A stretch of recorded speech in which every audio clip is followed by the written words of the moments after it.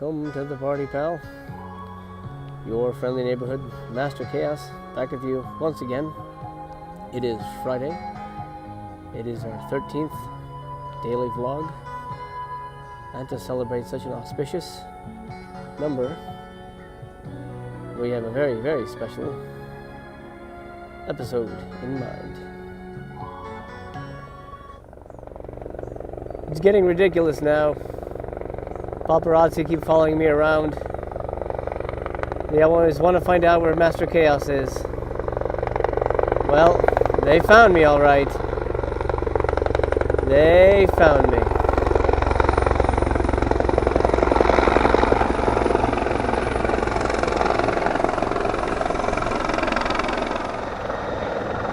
It's landing now. I better get out of here. They're gonna want autographs. Before I hit the Topanga Canyon hike, I must decide between my regular hat or a more appropriate one. I think the decision is clear. We are deep in the woods, my friend, and since this is our 13th episode, I figured it would be the best time to celebrate Jason Vorhees, especially after Scream Factory dropped that astounding box set, which I will be picking up and reviewing when it arrives in October.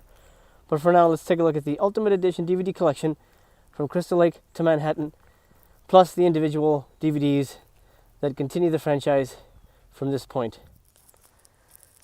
Got some older shoes on for this hike. I needed a little bit more padding than my other muddy shoes, but unfortunately, I think I just stepped in shit.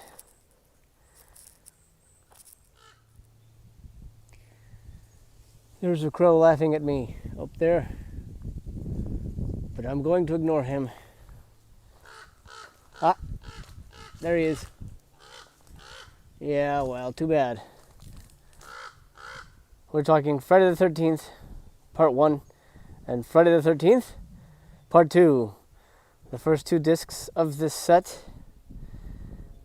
No real features at all. I don't need to go into the stories, but if you, for some reason, would like to pause, that's Part 1, and that is Part 2. Oh my god, Dolby Digital English mono and French mono? Well, I really hope the Scream Factory set brings that to bear, because I want to be able to hear that in gorgeous Blu-ray goodness. Anyway, Friday the 13th, the first one is, of course, a classic. I'm not going to go into the details of the movies. Of course, you know them. The first one is unique because, spoilers, Jason is not the killer. It's Jason's mom. Yes, I know. Everybody knows that, but I'm just saying it anyway. And then, of course, Part 2 is when we first see Jason, also known as Baghead Jason. Great movie. They're both fantastic films. Two stellar knockouts here on this slim case. The first discs from the original DVD set. Found him. There he is. Everyone's a critic. You might be wondering why we're in Topanga Canyon here in California. Well, part of my favorite Friday the 13th film, the final chapter, that would be Part 4. I'm sure most of you know that, but part of Part 4 was filmed out here in Topanga Canyon, so this is as close as we can get to being on Crystal Lake property. I think they filmed in a private house, so we cannot shoot there, but we can be near it and spiritually surrounded in the woods. I should also mention that Part 3 was filmed in California. Not in Topanga per se, but in the surrounding area. So the California wilds are very much a part of Jason history. And as we overlook this really bizarre looking toxic lake kind of thing, I figured we'd discuss Part 3 and 4. Part 3, of course, is the famous film where Shelley gives, inadvertently, Jason his hockey mask look.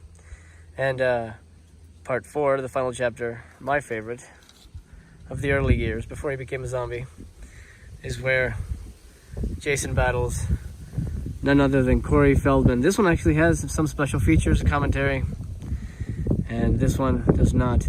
That's interesting that part 3 was given some commentary and some special features, but the other one was not.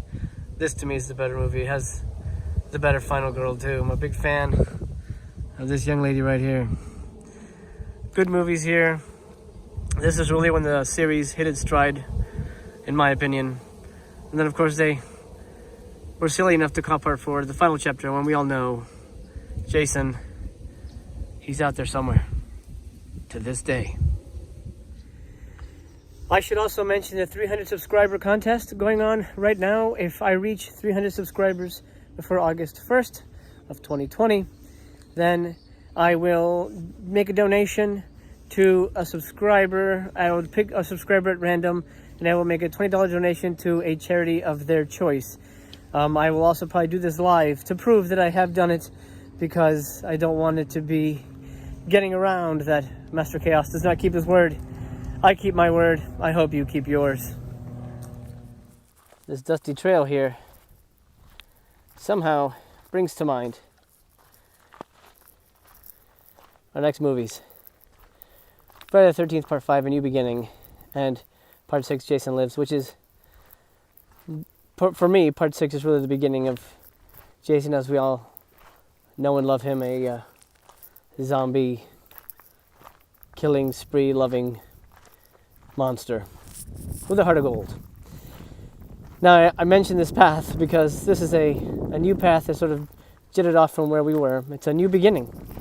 And, of course, what's at the end of the path? Well, that's a mystery. And A New Beginning, for those, well, I won't spoil it, for those who don't know, has quite a twist ending, which to me really sets it aside from the franchise, and ultimately I think hurts it, because while it does have some amazing kills, I'll give it that, it has great kills, it's also very disappointing in the long run. It doesn't really add anything to the mythos that we expected to see added onto what little there is. Of course, Jason Lives, one of my favorites. I know a lot of people argue about Jason wearing gloves, gardening gloves. I think it's a stellar film and really creates Jason as we know him. This is the back, in case you choose to pause. I know most of you guys know this movie. No special features except my favorite, Jason Lives, does have a commentary by Tom McLaughlin, the director. And he's a really nice guy too. Part 6, great, really good final girl. Continues the Tommy Jarvis series. Actually really finishes it. A New Beginning continues the Tommy Jarvis saga. Finds him as a teenager. And then Jason Lives, he's an adult, and he's trying to take Jason out. All in all, Part 6 is my favorite. Part 5 is very forgettable. You can actually even skip it if you've never seen it. Well, I mean, unless you want the gore, in which case watch it for the gore. Up next, a pretty solid double. Part 7, The New Blood, and Part 8, Jason Takes Manhattan. I mean, ostensibly, The New Blood is where the series jumps the shark. Jason goes up against a telekinetic girl, and it sort of becomes a superhero versus supervillain movie. But it's a ton of fun, and it's undeniably a great movie. And then Jason Takes Manhattan. Of course, Jason is barely in Crystal Lake, and he's also barely in Manhattan. He's mostly on a boat, which I don't know how he could spend most of his time hiding on a boat, being a hulking zombie monster, but he is. And ultimately, it's not a bad movie. It's actually quite a good deal of fun. I don't know how you guys feel about it. The back here, there's an audio commentary with Kane Hodder, of all people, the director, John Carl Buechler. And then Jason Takes Manhattan also has a commentary. So it looks like the later ones get some goodies, but the earlier ones do not. But New Blood, really fun. And Part 8, for the most part, is really fun. It's really bizarre, but you know, for the most part, it's a really good watch. It's definitely better than Part 5. And then, of course, this is the end of the franchise as we know it, in a perfect world, because after this, Jason goes to hell. I should also mention that that box set includes this Killer Extras disc. I apologize for the wind, of course. Again, I can't control those things. This includes the Friday the 13th Chronicles, an 8-part featurette, Secrets Galore Behind the Gore, 3-part featurette, Crystal Lake Victims Tell All, Tales from the Cutting Room Floor, Friday Artifacts and Collectibles, and Scary Trailers. And I'm 100% sure this all will be on the Scream Factory mega release in October. Let's take a moment here to thank a few subscribers and give them some shout outs. Ernie McCracken, thank you. Joe A., welcome to the party. Walter Sobchak, thank you so much. Creeping Menace, thank you so much for all your comments. The Trash Stash, I love your stuff. You have a great channel. Horror Intage, thank you. Horror Hands, thank you so much. You also have a fantastic channel. Comics and Ska, thank you so much. And Undead Nightmare 24, thank you, buddy.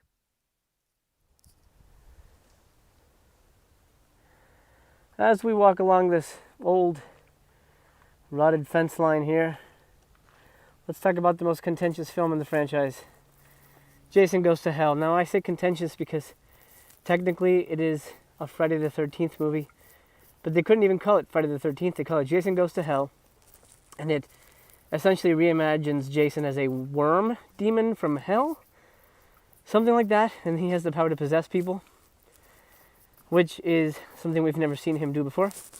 As far as we knew, he was just a little boy who drowned and somehow magically grew up and had super huge muscles and killed people. But now, this movie tells us he is a demon from hell, and he can possess you just by somehow hypnotizing you into eating his heart or letting a worm be vomited into your throat.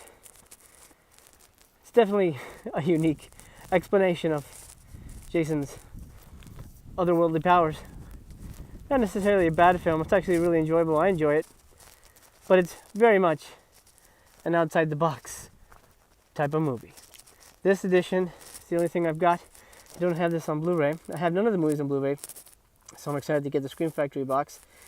We've got commentary and the Jump to a Death feature, which is always fun for parties to just get to the good stuff.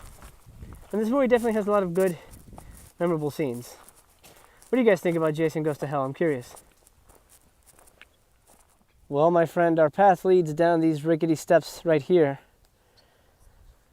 And while we tread our way gently, let's discuss the rickety path that the Jason franchise took with Jason X. You know, I called Jason Goes to Hell contentious, but I do believe Jason X is also probably even more so, even more contentious. And probably for good reason, because, well, Jason goes to space. And that's not a thing you normally associate with Jason. This film, however, is quite a good deal of fun. This is the special features on this release. Jim Isaac and Todd Farmer, they did a great job. Director and writer, respectively. Here we get, what do they call him? Mecha Jason? I forget what the name for this super future Jason was. But not a bad movie. Really a lot of fun. If you can sort of swallow the idea that it's the future and Jason finds himself on a spaceship. Not a terrible movie by any stretch of the imagination. In fact, it's a good deal of fun. And I think this is the type of franchise where you sort of have to turn off your brain and not allow logic to kind of supersede your viewing enjoyment. But Jason X, definitely a fun film. I would call it a worthwhile entry. Obviously more than part 5 because, well, again, I don't want to give spoilers, but you know why. This is a fun movie. I really enjoyed this film, and of course, Kane returns to don the mask and the new mask. So, I highly recommend this one, and I'm looking forward to seeing this one particularly on Blu-ray.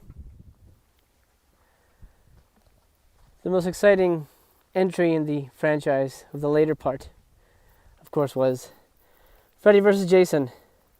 Everybody and their mother were looking forward to Freddy vs. Jason. Who didn't want to see Freddy vs. Jason? I mean, there's still talk of wanting to do versus Michael Myers versus Ash, all these things. I don't know that that will ever happen. This wasn't that huge of a hit. But we'll see. We'll see. Things are fluid, especially now that film franchises have interconnected universes. You never know. You never know what will happen. Freddy vs. Jason, fun film, not great by any means. Let me see if I can get my shadow out of here so you can look at that a little better. Those are the features. Most of you know what it is anyway. I don't want to tell you the story. But somehow, whoa, I dropped it. That's a first, by the way. That is a first. I'm going to wipe that down. But that's okay. I'm getting the Blu-ray, which I will not be bringing on a hike with me. Fun movie, directed by Ronnie Yu. Ronnie Yu, right? I'm pretty sure. Yeah, Ronnie Yu. Great filmmaker. Has a amazing series of movies. The Bride with White Hair. I believe there's 2 of them. Good movies. And this is really fun. It's got the typical stupid teenagers, and maybe it doesn't make a lot of sense. But again, turn your brain off and just kind of enjoy the ride, like you're on a roller coaster full of blood and guts, and now you're gonna have a good time. That's what these movies are made for, right? They're not made to be put on the Criterion Collection. They're made to be enjoyed while drinking and eating popcorn. Now, which way should I go? Dead horse or that way? Maybe that way. I found this bridge here. It's not connected to Friday the 13th, but it looks like it might be from one of the scenes in the franchise. I believe maybe part 3 or part 4. And I found this culvert, which I assume is usually full of water. I kind of want to go walking down there, but I kind of don't. As we gaze out over the beautiful Santa Monica Mountains, let's discuss the very contentious and the last, and in my opinion not the least, of the Friday the 13th movies. This is, of course, Friday the 13th, the remake, produced by Michael Bay, of all people. Not a horrible movie, in my estimation. It tries to cram in parts 1, 2, and 3 into one cohesive movie, and to be honest, there's not much story in the franchise that they can easily pull that off. And I love the cast. Danielle Panabaker is in this. Jared Padalecki. Derek Mears plays Jason. He does a great job. Not many features on this one. Additional deleted scenes and explore the rebirth of Jason. Not a lot going on. This is the killer cut, which is, I don't remember how many minutes longer, but I really enjoyed this movie. I know a lot of people hate the remake. I know we can universally hate remakes, but there are good ones out there. Of course, John Carpenter's The Thing, and the remake of Nightmare on Elm Street was really good. Okay, you got me. I'm kidding. Of course, the remake of Nightmare was horrendous garbage, but this I don't think deserves hate. I think it's actually a really wonderful movie for what it is. Again, it's sort of a turn your brain off and enjoy. I mean, Jason kills kids in the woods. What else did we expect from a remake? I wonder what your thoughts are on the film, on the remakes, but in particular. I rather enjoyed this one. Incidentally, did you notice where I bought this from? This is when the Blockbusters were going out of business, and so I always have this sticker on here as a memory of the good old days. I'll be honest, there is something a bit creepy about these woods in particular. I have never hiked to this trail before. Maybe that's it. There's something very eerie about this place. I did get stung by something on my arm a while back. I'm not sure if it was a bee or a spider. I didn't see what it was, but my arm is currently smarting. I think I'm going to head home before any kind of neurotoxin sets in. As we wind our way down this lonely path, my friend, I do want to say thank you for watching. I appreciate your time. I hope this video finds you happy, healthy, and well. If you enjoyed this hike and talking about the films of Mr. Jason Vorhees, I would appreciate a thumbs up. It'd be quite kind of you. And if you like this type of content, I've got daily vlogs. Physical Media Exercise is a daily show. So consider subscribing, and I invite you every day to come get some fresh air with me and some random set of movies as well.